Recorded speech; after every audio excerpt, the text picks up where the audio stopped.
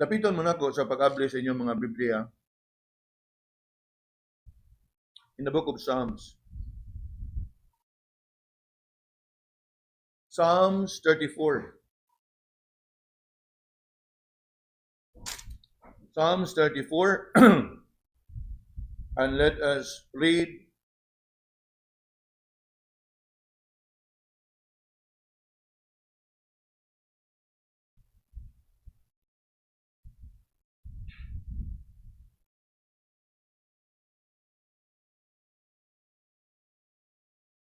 Psalm 34, reading from verse 15 up until verse 19. Although the main focus of tonight's meditation is focus on verse 19, but the context would bring us back from verse 15. So we might as well read beginning verse 15 up until verse 19. And let us read this responsibly. I shall begin reading verse 19 or verse 15. The eyes of the Lord are upon the righteous, and his ears are open unto their cry. The face of the Lord is against them that do evil, to cut off the remembrance of them from the earth. The righteous cry, and the Lord heareth, and delivereth them up out of all their troubles. The Lord is nigh unto them that are of a broken heart, and saveth such as be of a contrite spirit. Last verse together, verse 19. Many are the afflictions of the righteous, but the Lord delivereth him out of them all. Ang Ginoo magapanalangin kanato sa atoang pagbasa sa pulong. Ang mensahe nga atoang pamalandungan karon nagauluhan. Our comfort amidst many afflictions. Ako nga sabon? Our comfort amidst many afflictions. Samtang ang kamatuoran magpatigbabaw nga whenever we, Christians or believers in the Lord, will go through much suffering in life, we can always have that hope in the Lord. Naatay confidence in the Lord. We can have that comfort in the Lord. But at times, naay mga sitwasyon, mga kaigsunan, that we find it even more difficult to consider, even to reflect upon the reality that you find yourself in the midst of suffering. Yes, in many ways, the problem of suffering is more difficult for Christians to deal with compared to non-Christians. I hope you're getting me clear on this. So sang bahin manggod mga igsoon, kita nga mga magtotoo, kampante kita na tungod kay anak tas Ginoo, we have that presumption nga dili kita mahiagom og suffering. Anak ko sa Ginoo. Sa laing bahin, kung naana ka sa suffering, you find it difficult in such a way nga mangutana ka, Lord, am I not your child? Why am I suffering? And that is where we struggle. Nga kung atog yung lantawon in a biblical perspective, whatever suffering ay mong atubangon, angay kang magbaton og comfort, angay kang magbaton og kalinaw, for you know that you are safe in the hands of God. Apan, more often than not, it's the opposite. Kaya nga naman, more often, we find Christians struggling in the midst of suffering. Nga kung imo silang tanahon, mas labaw pa sila sa dili mga Kristohanon. Ninomdo mo, speaking about the subject on worry, Why do you worry over these things? These are the things that the unbelievers are worrying. So, kung sa may kalainan nimo sa dili mga Kristohanon, mao gihapon na on the subject of suffering. While having a right and proper biblical perspective in whatever trials and suffering and afflictions you may be going through in life, you should be comforted and you must have that confidence nga this is nothing compared to the glory. This is nothing to be compared with that assurance. This is nothing to be compared with what awaits us human sa atong kinabuhi niini nga kalibutan. But again, the sad reality is, yes, many Christians find it difficult to deal with suffering compared with non-Christians. And why is it? Simply because, for one, because of the very popular but erroneous teaching of health and wealth, prosperity gospel that teaches that all will be well with you and that it is always God's will to heal you in your sickness. So tungod niya na naay mga magtotoo nga nagbaton niya na nga pagtulunan, ang naghupot na ang pagtulunan, when suffering comes their way, struggle. Nga naman, una, because of misconception, because of wrong and erroneous teaching. Abi ba na ko, o magkristohanon ko, wala ko'y batihon nga sakit, nga og magkasakit ko, ayuhon yung ko sa? Because that is the premise of health and wealth, prosperity, gospel. And we cannot deny the fact na mas daghan ni sila kaysa nato who are really Bible-believing. Unya, oftentimes, kitapod nga na sa Bible-believing nga mga pundok, nga maminaw ta na usahay og di siya ta strongly grounded, mingon siya ta, bitaw, tinuod na. And that is where the problem comes in. And that is where I say that it is indeed interesting when we are supposed to have joy, peace, and comfort in the midst of trouble, may mga panahon nga mas malisang pa ta kaysa mga dili mga Kristohanon. And that should not be the case, mga so. That should never be the case. Now, other than that, there is this what I would call as insufficient knowledge of God's Word. And what I mean with insufficient knowledge of God's Word is, at times, hilabi na kung bago pa kang magtotoo, most to most you know about God is Almighty. God is loving. God is forgiving. God is caring. So with that proper understanding, wow, anak ko sa Ginoo, makagagahom siya, maayo gyud ko niya sa ako ang sakit. Loving ang Ginoo. Iya gyud kong ampingan og higugmaon nga di gyud ko mobati og mga kalisod. God is caring. Surely He will care for me. True? Very true. Apan because of that insufficient knowledge, wa ka masayod nga God is sovereign, God is just, God is righteous, that at times He will chastise you. Nakuha na to? Mo ka na nga, when trials and testings come, the so-called believers with lack or insufficient knowledge of God's Word oftentimes fall by the wayside. Remember the parable of the sower? Now, all of it, they fall on the what? Stony ground, they fall on the thorny ground. They grew up for a while, but when the cares and burdens of life comes, they were choked. Ug mao kana mga kaigsunan nga but nako nga ato ni siyang tun-an niining kagabihon.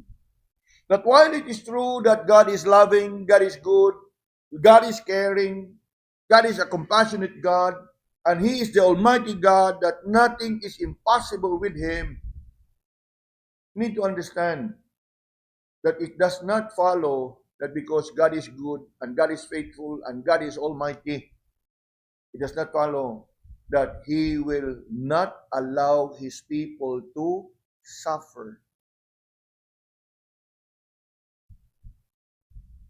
And many other misconceptions about God, especially on matters of life, particularly regarding subject on suffering, trials and testings, sickness and diseases, even death. Mo kana nga, ining kagabion mga kaigsunan, dadon mo na ko dinhi sa pagtuon. Kay sa kuha kahimtang karon, I also would really want to establish myself diya sa kamatuoran sa pulong sa Ginoo, that I can also strengthen myself, and in the same way I can strengthen you sa inyo hapong giatubang sa inyong mga kinabuhi. And tonight's message will be this: our comfort amidst many affliction. Look with me closely at verse 19. Kaya naa diha nakafocus. Una sa tanan mga kaigsunan, I want to say, and I want to make it plain, simple, but clear to all, that even when you are a righteous person simply means that you are a child of God, you are not exempted from affliction. In fact, you look at the first part of the verse. What does the first part of the verse say? Many are the affliction. What does it tell us? The reality of affliction among the righteous. Buti pa sabot nga dili yun na tinuod that you will not suffer.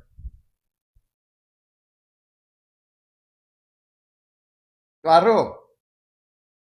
Yes, there are many verses that will seem to say that you will not suffer. Pero kung one-sided, shallow, o superficial ang imuha nga pagtuon mo na nga na-suffer man ko. Di yun siguro ko anak sa Ginoo, or di yun siguro tinuod ang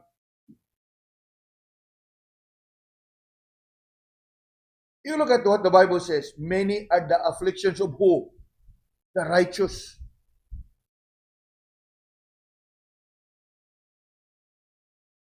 Kuha?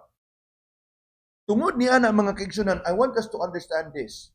While there are instances and times that God would use suffering and affliction as a tool to chastise us apan dili sa tanan nga higayon. Remember that account in the Gospel of John? There was a boy that was blind. Nga diin ang mga tinunan ng utana, Lord, kinsay nakasa? Kaning bataa o kangiyahang mga ginikanan? What was the Lord's reply? Neither. Because this is not about sin that they have committed and they have done.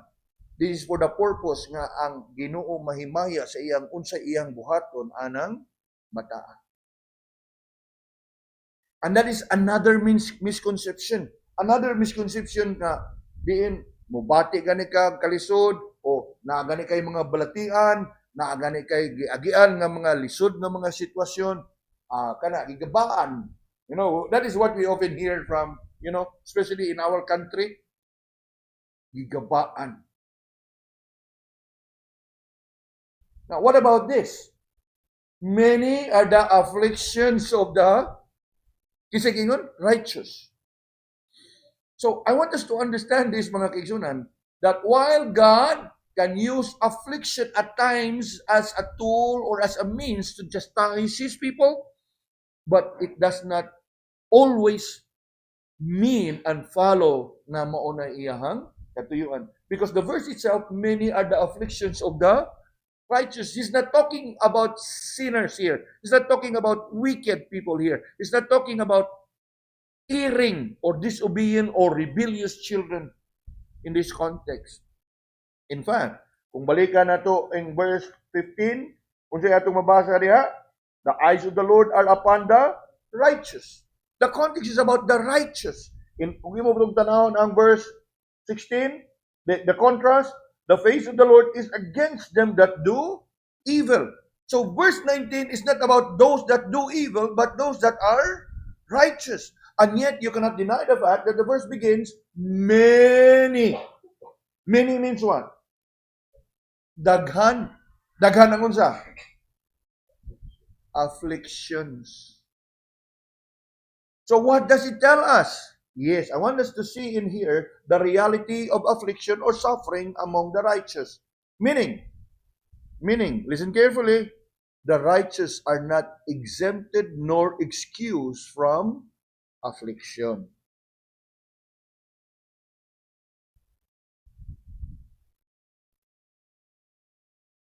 You know, mga kaigsunan, at some point, this is where many Christians, especially Bible-believing Christians, struggle also. Nga naman, aside atong kaganiha, misconception, sa ato apang bahin, labi pa, sa ato ang bahin that we are so grounded and firmly established on the sovereignty of God, we come to deal with the why question. Lord, I know that nothing happens by chance, and you are a sovereign God. How is it that this thing happened to me?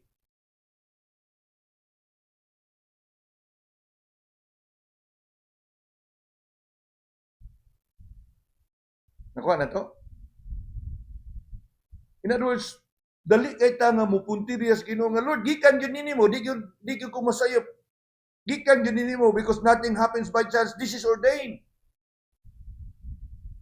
Ug nganong nahitabo mo ni Lord? Kay nga naman, we always presume of that kind of entitlement na anak ko sa Ginoo, the Lord will take care of me.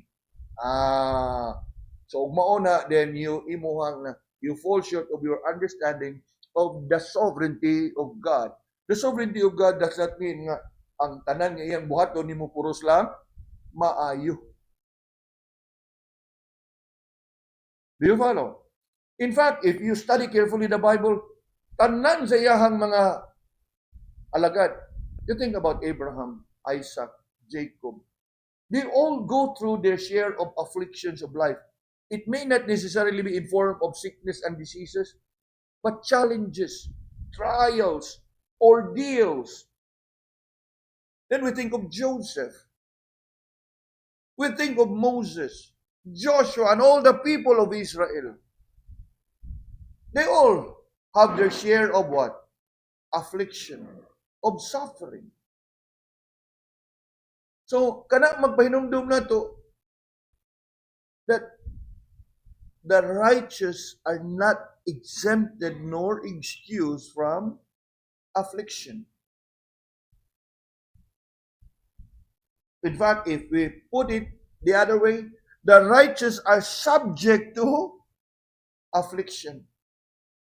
In fact, that verse itself, gayon gid many. Karon, balikan ta tong why question. Lord, why? I know you are sovereign. But why is this happening to me? Siguro, pwede pa kang tubagon sa Ginoo, why not? And why not you? Nakuha na ito mga igsoon?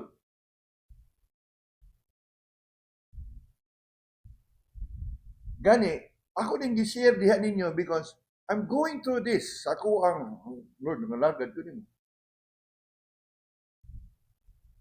But I know nga, in the midst ako ang nagian, I know that there are instances that the enemy, the devil, would attempt to cast doubts sa kuha. But I chose to, I chose to really stand on what the Bible says.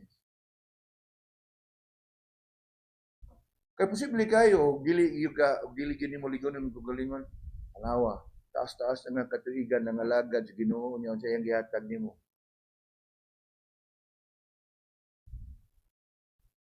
Do you follow?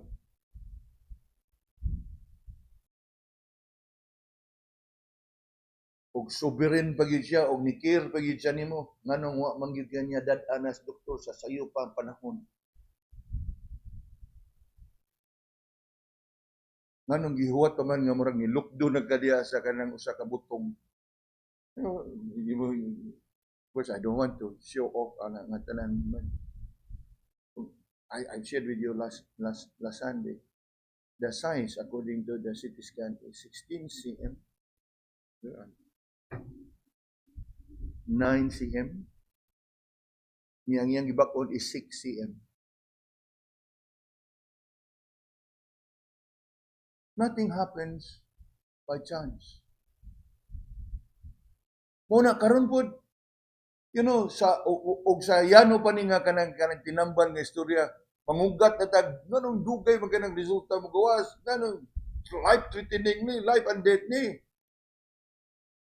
Pero I take it, this is God's time. Kay og may tabo man nga mawat ang gintas kinabuhi nga wa pa mo gawas ang resulta, mo lagi gimidyan na misis nga. Sa naman yan, waiting. God is sovereign. Kisa man makapugong sa we know very well, right, that death is an appointment. Mo ka na nga sa pag-ingon nga, wala para ba, sir? Ko nga, okay, just take your time. Pag-ingon, labi pa, pag-ingon sa doktor nga, amo po ginintun ang pag-ayo, sir, kaya ka nang para ma-accurate yun ang findings. Ako na niingon nga, just take your time. Nga naman, kana nalay maalinggatan sa Ginoo. Bisan pa man og sa kada adlaw mabati nako nga magkainat ang akong panit niya, magkainat akong panit, sakit man na. Nganong magkainat kay he is increasing in size. So kada uminto niya diyan akong mabitan ni murag hugot kanunay akong pamati. Many are the affliction. But I chose to trust God, I chose to trust His Word.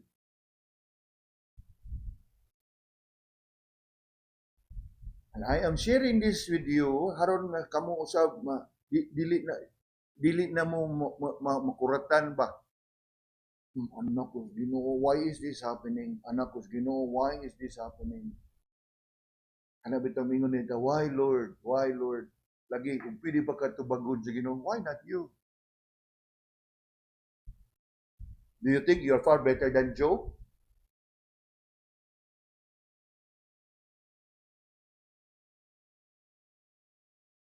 And we all know the testimony of Job.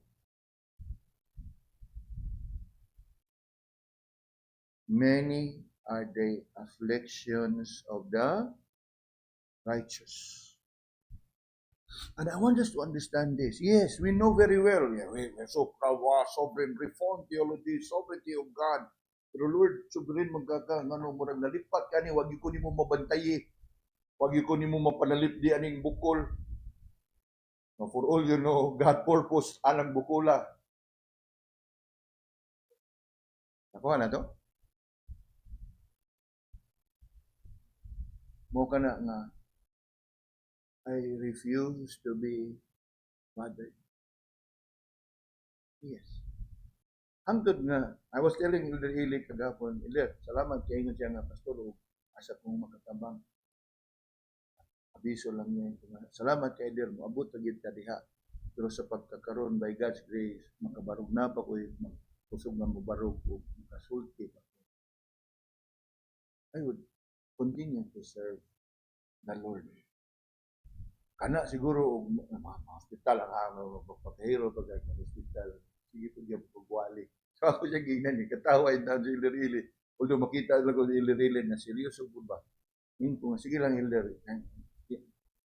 Ako in fact, kamo gyud mauna nga akong mapahibaw. Kaya ako na ganing gi-share niya na pastor ko dito arrange na daan nga if there be any kanang it's necessary that we come down to fill in, they will be coming over ko nga dili siguro ta mo abot ana kay una naapa mo naapa teacher Edsel nga maka-fill in. Pero bisan pa man kung itugot lang ang tanan whatever treatment that awaits na puro outpatient o niya mo responde ra pod akong lawas, I will continue to preach. I will continue to go about ug unsay gitahas o gisamon sa Ginoo nanhin nako. And I was telling kay brothers gahapon, God forbid nga moingon lang tang brother Clark, video lang sa mga brother kay ligid lang sa ko diri na magsigil lang kag pa-video dito kaya magligid-ligid tinanunggak bangon. Na naman maluya sige lang kag ligid-ligid. True. And that can only happen to you if you are settled and established in the fact that, yes, who are you that you will be exempted from suffering?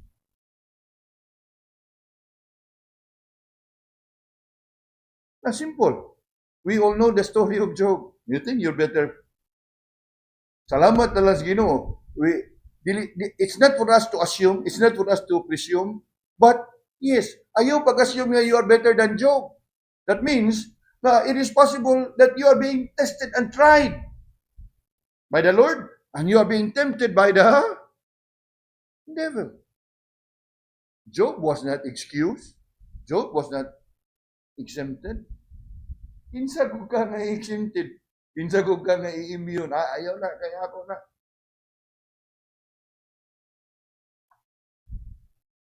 Look again at our text. Many are the affliction. That whenever afflictions come our way, yes, we believe that nothing happens by chance apart from the will of God, that He is sovereign and He is all-powerful. Apan sayri mga kaigsunan, nga ang iyahang pagkagamhanan o pagkamagagahom sa nga tanan, wa na magpasabot nga iya kang panalipdan sa tanan.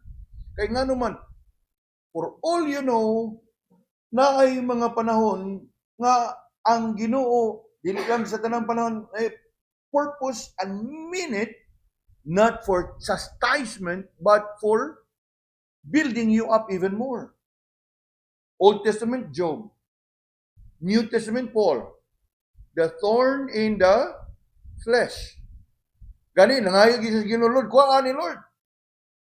Kasi tubag sa Ginoo, ay diya na Paul. May nang naaran na diha, kaya ron sige kag sangpit nako.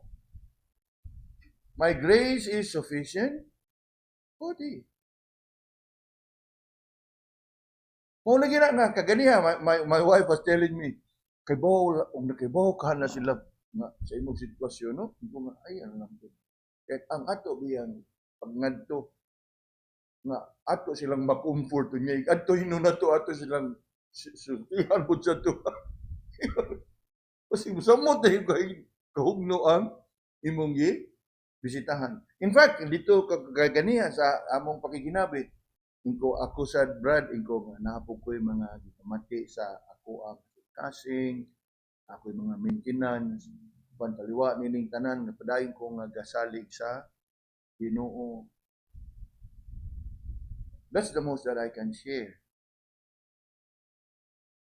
Just as a means ba nga you identify, mo relate ka sa iya nga ikaw po mismo bisag pastor ka, kay mo gidala-dala po nga ipamati. You cannot bring all these things up. Apan sa atuang bahin, yes, atuan ning katunon, atuan ni siya nga anang i-establish nato sa atuang kaugalingon that afflictions, they surely will come. Bodily affliction, yes. Mental, physical. It can also comes in terms of troubles, trials, testings, difficulties. And that is what the psalmist here mean when he said, many are the affliction. Dili lang ni siya about nga daghan kay ka gibati, gipamati sa kalawasan, pero nagkalain na yung matang sa mga gipamati o mga kalisod, suffering ang imuhang atubang. True. When suffering or affliction comes, we often wonder and ask, Lord, why? Unya, sunod, why me? Unya, ang sunod pa yun, why not the unbelieving? Why not them? Nga, di nato malikayan usahay.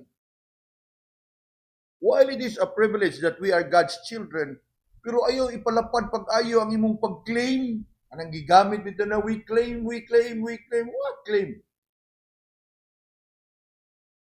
Anak kas Ginoo, pero wala na pasabot na makadiman kas Ginoo nga mo ni ang imong akong gusto Lord ni imong buhaton dinhi.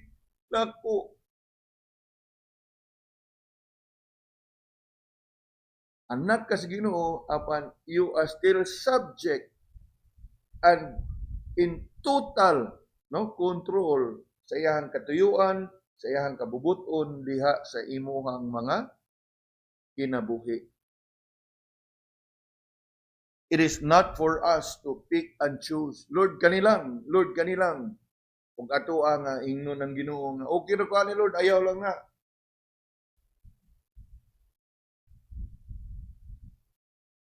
The righteous are subject to afflictions. Unya, what else? Because the verse begins with the word many.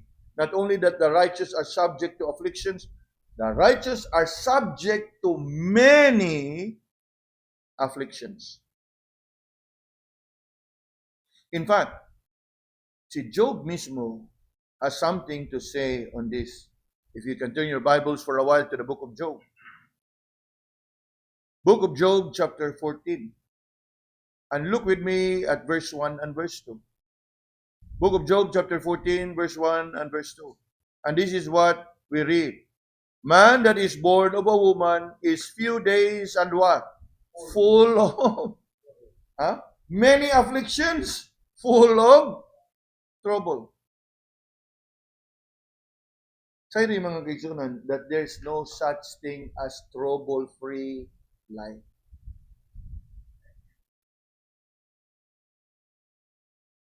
Sa permiro na kong appointment anang doktor na kanang nag-handle nako karon.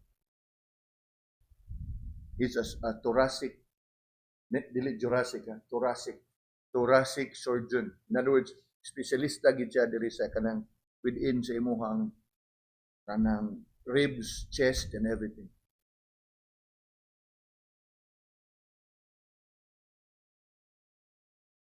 Ang iya hagyod nga sulti ka nako. Katanan, pagtanaw pa lang niya plaka. Ang kaprangkala ni ato mo ni siya.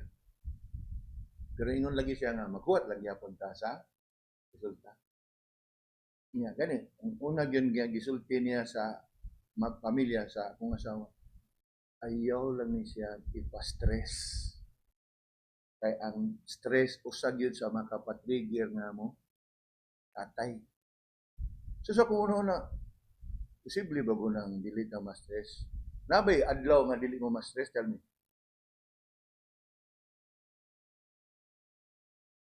Can you give me one day nga wala gyud mo na stress? Much more. Ako sige nan ako mong kogulingon ba kaya nahibaw man siya kay naaman sa akong dita ba na ako sa ministry, pastor. So,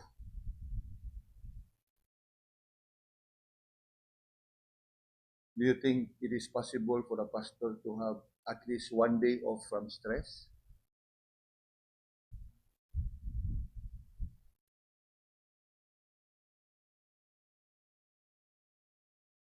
We are not immune.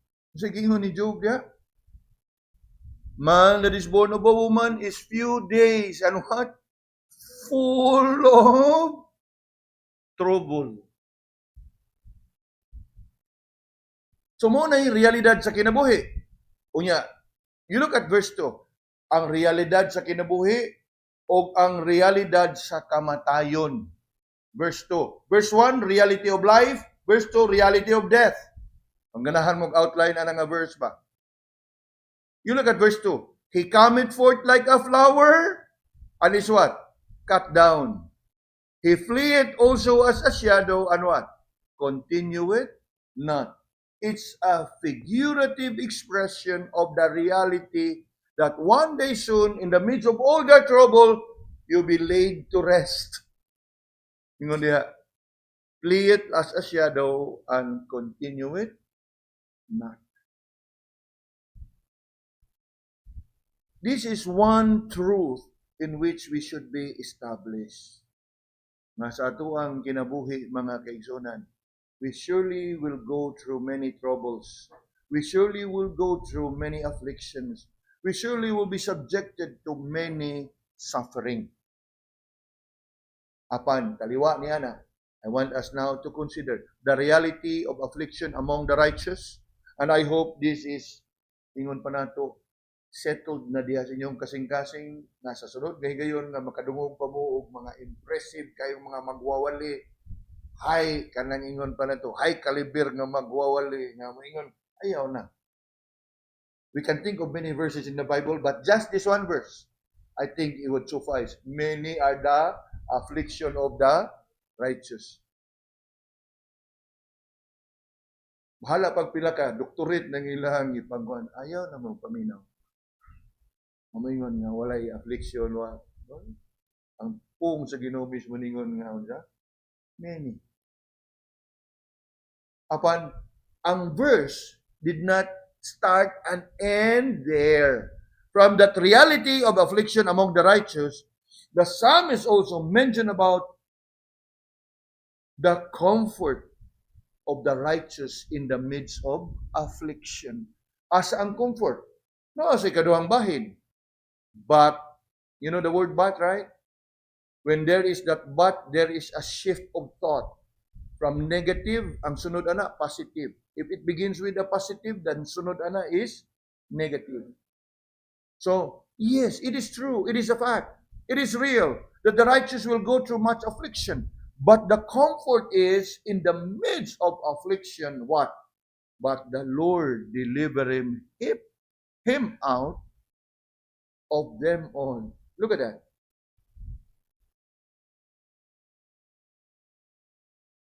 Now, ato po ning sabton pag-ayo. Ay, maingon na nga, sa ato pa mga ayog yung tanan, no? Pastor, i-deliver man ta niya sa tanan. Now, mo ni siya mga igsoon. That deliverance there is not much on case-by-case basis. Eventually, mga matay tang tanan. Pero sa atong kamatayon, we will be delivered from the ultimate, the ultimate judgment, which is suffering, eternal torment in hell. We will be delivered. In fact, diha pa lamang sa atong kamatayon, we are, in a ways, delivered from pain, from suffering, from all the trouble, looking forward to our glorious resurrection. Complete and perfect deliverance will be taken up into glory. And that is what Paul meant. For to me to live is Christ, but to die is gain. That is our comfort. Kagabi, nag-istoryahan na may pastor. I'm sure, anay no nga ngiyang kuan ba na. Kanang gusto lang niya nga madasig ko ba. That is how I take it. Yun siya na. Taas ng katuigan ang mag-uban. We've been serving the Lord together. It's been 20 over years na nag-uban ka. Niya. Sa ato ang sitwasyon karon, we may be separated soon. Of course, in reference, yun siya, it could be nga ako'y mauna or ikaw mauna. Hindi katawa ako. I mean, katawa ko sa kung kagalingon ba, kain ko nga.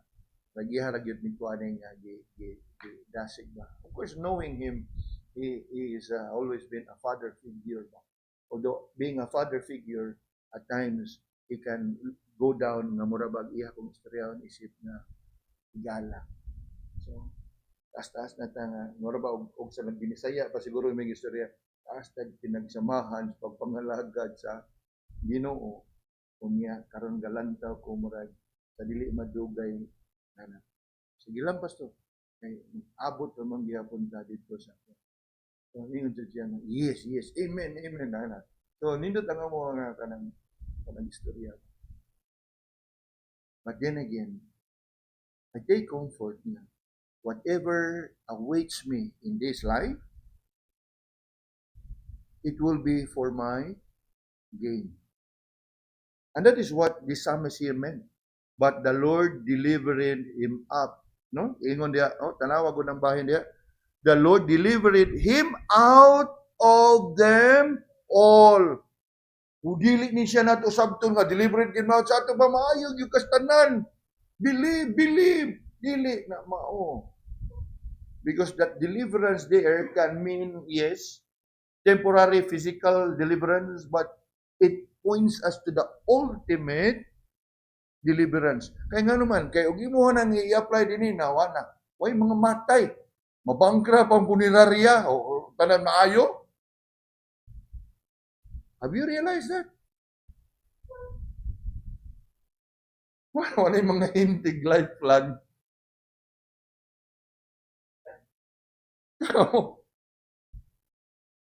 Ato ni siyang gigi. Kana, kung ato ba yung, if we are to follow that argument ka ng mga health and wealth gospel, manira ang tanan, oy. Ug ang tanan, mga ayo. Laga mabankrupt. Butika, tambal, mga ayo mga tanan, no? Nakuha na itong mga, ug ato yun ang i-follow ang ilang line of argument, dili gina siya.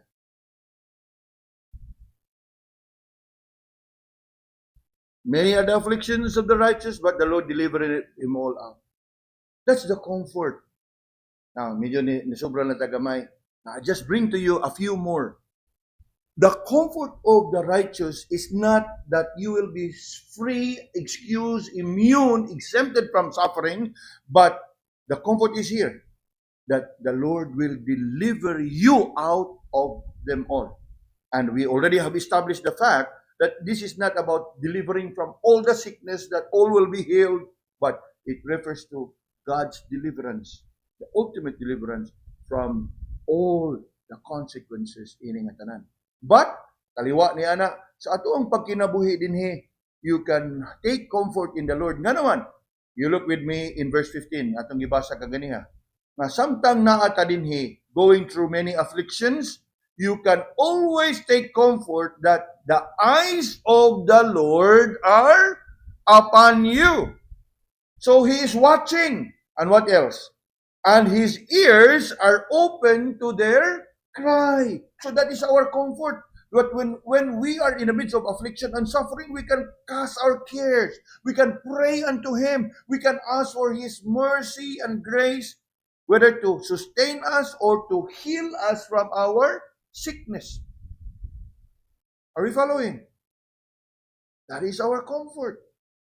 Unya gani gi-contrast na niya nga kani siya ko nga comfort ma-avail na ni siya sa mga anak sa Ginoo, sa mga matarong, sa mga righteous kaya nga naman. Come with me to verse 16. The face of the Lord is against them that do evil. So mo ni atong comfort mga kaigsuonan. Nga yes, pain, there will always be pain. Upon we can look forward to that pain-free day. You know, that song that Pastor Kushi taught us during the camp. Because that will be the ultimate deliverance. Now, come down with me at verse 17. What other comfort that we can have in the Lord? Verse 17 of Psalm 34. The righteous cry, and the Lord heareth. And look at this again. And delivereth them out of all their troubles. That ultimate deliverance.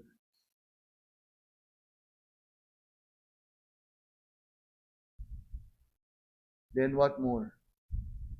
Verse 18. The Lord is nigh unto them that are of a broken heart,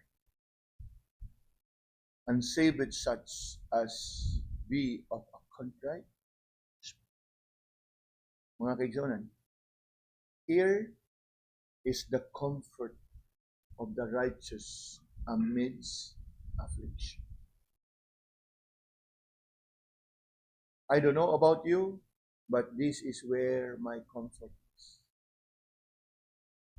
In fact, ang ato sa kuang bahin, ang pagpaabot nako sa resulta is not about whether it be positive or negative, benign or malignant. Ang akong pagpaabot sa resulta is for me to be relieved. Now we can move on to the next step sa treatment regardless of unsay resulta. Kaya nga naman, it's not for us to choose. It is the Lord that ordains. So kining akong pagpaabot is not about positive, whatever my lot. Ang ako diha kay ang doktor magud dili man siya ka proceed sa sunod nga lakang iyang pagabuhaton kung dili mo gawas ang resulta. Mao na siya. Kay sayri mga kaigsunan nga the Lord knows what is best for us. Sometimes or oftentimes His best intention for us may not be our best intention for us. And that is where we see ourselves in conflict. Kay ato may tawag dili lang Lord. Unya ang ato ang gitakda sa Ginoo mao na. So inigawas sa resulta, kumuto ang resulta, gisi-gision, hilak diri, hilak dito. No point. Kuha na to? Muna nga pag-ingon nga, magkuhan mo, take your time, magkuhinan. Pwede na gid kato nimo putanon ka na. Unsa man gyud ma'am? Pwede ka tagaan ko nimo clue gamay. Ba ko nga, pwede pa ingon nga dilan ta mo sa bukon para maka-focus mo maayo kay di mo na ang usual ra 7 days unya ingon bigyan mo amo pagtun-an pagkayo. Kung sabay ka ni.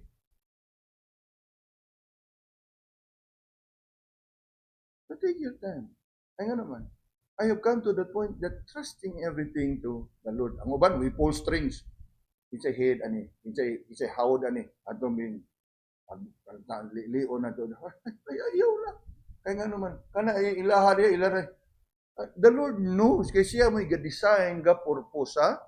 Tanan you need not cut corners and pull some strings, influential people to, ano man, mausab ni mong kabubuton sa Ginoo.